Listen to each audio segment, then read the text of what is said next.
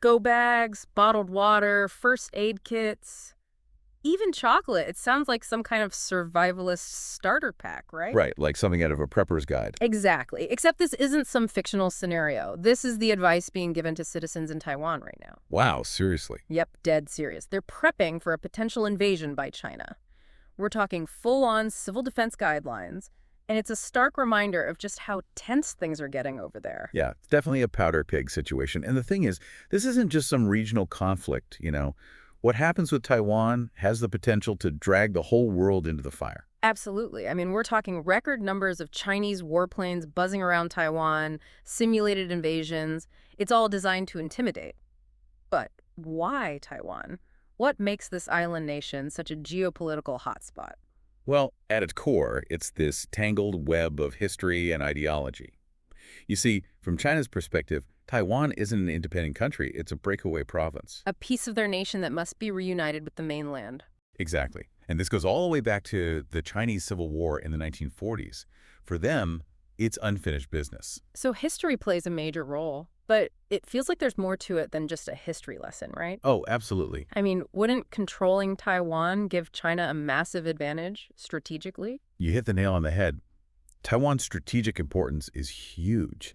And it's not just about geography, although that's a big part of it, but they're also a major player in the global tech industry. Right, the semiconductor hub of the world. Exactly. Those tiny chips that power everything around us, from our phones to our cars, Taiwan makes a staggering amount of them. It's like they hold the master key to the global tech landscape. That's a great way to put it. Control over Taiwan means control over this vital supply chain, which gives China incredible economic and technological leverage. Leverage that they could use to exert influence on a global scale? Precisely. But let's not forget about that geography we were talking about. Think of Taiwan as this unsinkable aircraft carrier. Strategically positioned right in the middle of crucial shipping routes. Exactly. Controlling Taiwan would significantly boost China's military presence in the region, potentially threatening Japan, South Korea, even U.S. military bases in the Pacific. We're talking about a potential domino effect with global repercussions. And speaking of global impact, our deep dive uncovered this term, unrestricted warfare. Ah, yes. It sounds intense, like something out of a spy thriller. Can you break down what that actually means? Yeah, it's a term that's been thrown around a lot lately, and for good reason. China's approach goes beyond traditional military strategies. They're engaging in what's been called unrestricted warfare, basically using every tool at their disposal to weaken Taiwan and achieve their goals. Every tool. That sounds ominous. What kind of tools are we talking about here? Think of it as a multi-pronged approach. Remember those civil defense guidelines you mentioned earlier? Well, China is actively working to undermine those preparations through misinformation. It's what they call cognitive warfare. Cognitive warfare, so it's like a psychological attack. Exactly. By spreading rumors about fleeing leaders, demoralized soldiers, they aim to sow seeds of doubt and fear. It's about eroding the Taiwanese people's will to resist. So it's like a modern-day siege. But instead of catapults and trebuchets, they're using disinformation to weaken their target from within. Exactly. It's about controlling the narrative, creating confusion, and ultimately eroding resistance before any physical confrontation even begins. And the thing is, it doesn't stop there.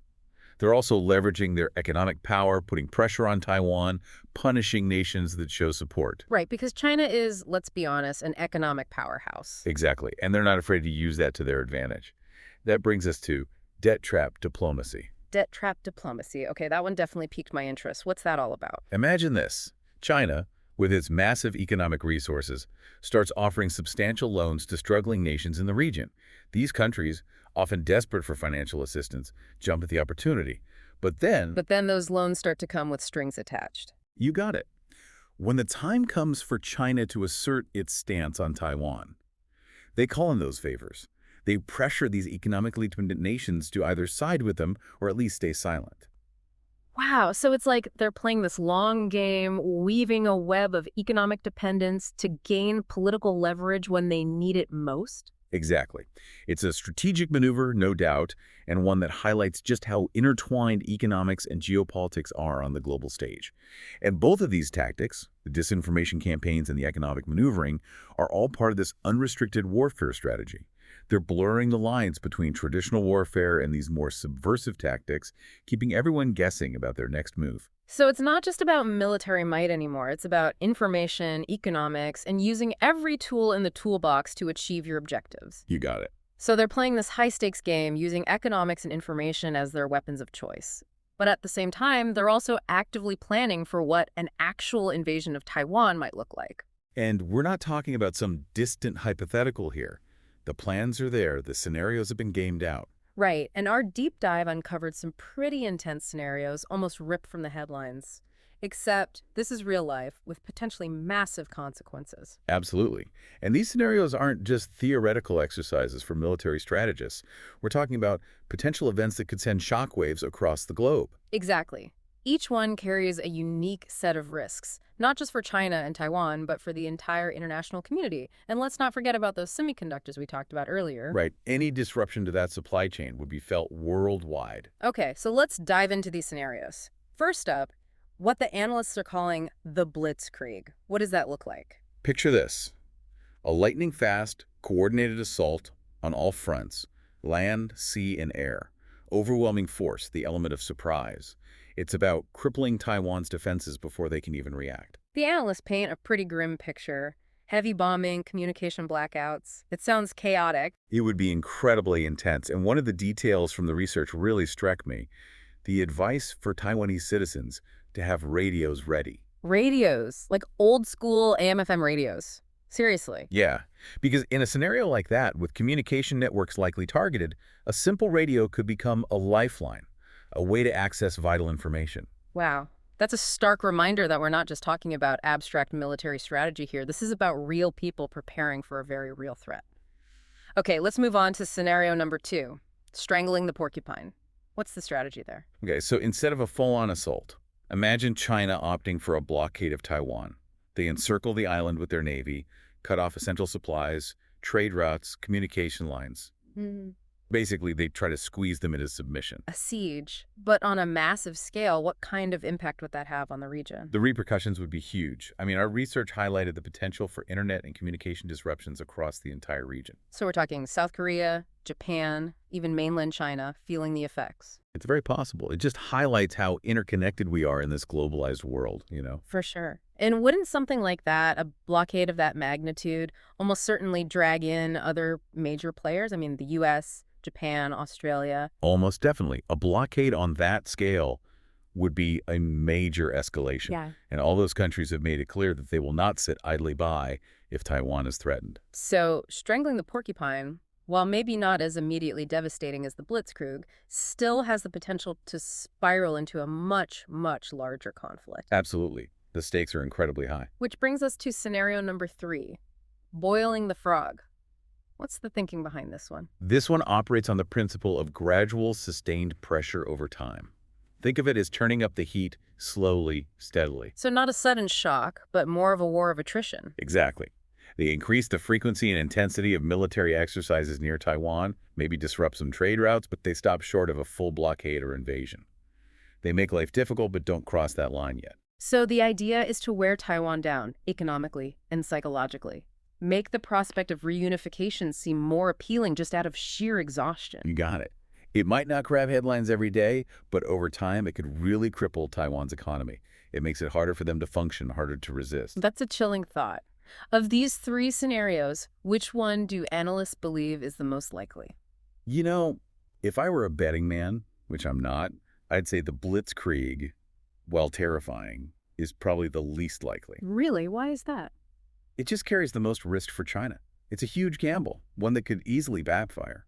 Okay, so what's more likely then? A slow and steady boiling the frog or a full-on strangling the porcupine blockade? It's really hard to say because it all depends on how much risk Xi Jinping is willing to tolerate. A blockade is less immediately devastating than a full-scale invasion, but it could still escalate into a wider conflict. And let's not forget, the economic fallout would be significant for everyone, China included. So even China doesn't seem to have a clear answer yet. They're weighing their options, trying to figure out the best way to achieve their goals without triggering a global meltdown. Exactly, and that's what makes this whole situation so precarious. There's a lot of saber rattling going on, but the stakes are incredibly high. And that's why everyone's watching so closely, waiting to see what China's next move will be. It really feels like we're on the edge of a knife here. The whole world's watching and waiting to see what China does next. But this isn't just some regional drama playing out on the other side of the world, is it? Not even close. Our deep dive really underscored how other countries, especially those in the Pacific, are reacting to this growing tension right in their backyard. Yeah, it's like imagine a fire breaks out in your neighborhood, right? Wouldn't you be a little on edge, especially if you lived right next door to the house that was on fire? Makes sense. That's the situation. Countries like Japan, South Korea, Australia, they're all close enough to this potential conflict to get caught in the crossfire. And they're not just watching from the sidelines, are they? They seem to be trying to figure out how to navigate this incredibly complex situation. Absolutely. I mean, our research highlighted Japan's defense minister Mm. basically saying that they need to uphold stability in the region. Mm, And he didn't mince words about the potential global fallout of a conflict either. right. He said it would spell hardship for millions of families around the world. Yeah, it's a sobering thought. Definitely. And it's not just major players like Japan and Australia. Our sources also brought up the Solomon Islands, Right. which feels like the sort of microcosm of the larger tensions at play in the region. It's a perfect example of how smaller nations often get caught in the middle of these great power struggles. The Solomon Islands, just in case people aren't familiar, recently signed a security pact with China. Which raised some eyebrows, to say the least. Yeah, a lot of people saw that as China trying to get a military foothold in a strategically important location, Right, which puts the Solomon Islands in a very tough position. because they're trying to manage their own interests. Snilly. Exactly. But they also don't want to become collateral damage if things go sideways between China and Taiwan.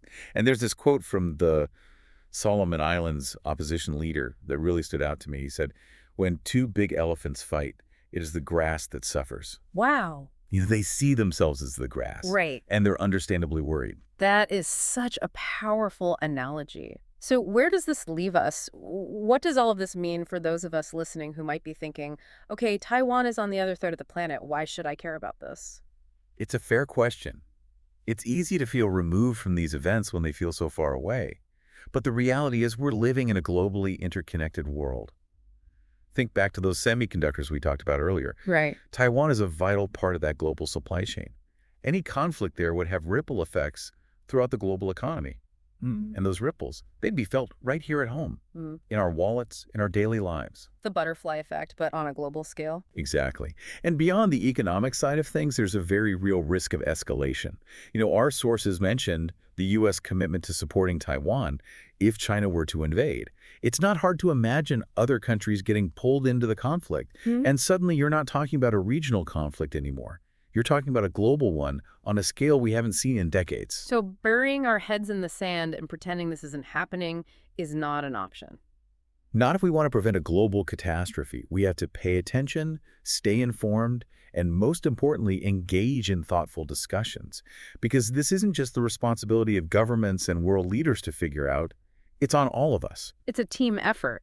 The more we understand the complexities of this issue, the potential consequences, the better equipped we are to have those meaningful conversations to push for those peaceful solutions. Knowledge is power. 100%. And a big part of that is asking the tough questions, probably.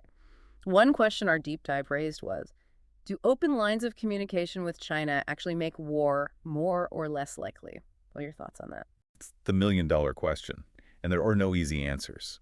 It all comes down to how you navigate a world with such diverse values, different systems of government, open communication. Sure, that's often touted as the way to avoid conflict, but it can also be a way to mask ulterior motives.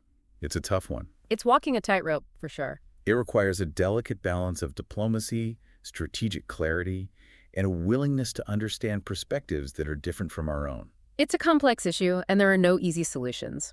But one thing is for sure, understanding what's at stake, staying informed, and engaging in these conversations, that's critical. Those are essential steps in navigating an increasingly interconnected world. Couldn't agree more. Well said. And on that note, we'll leave you with this thought. What role do you want to play in shaping the future of our increasingly interconnected world? Thanks for joining us for this deep dive. And until next time, stay curious.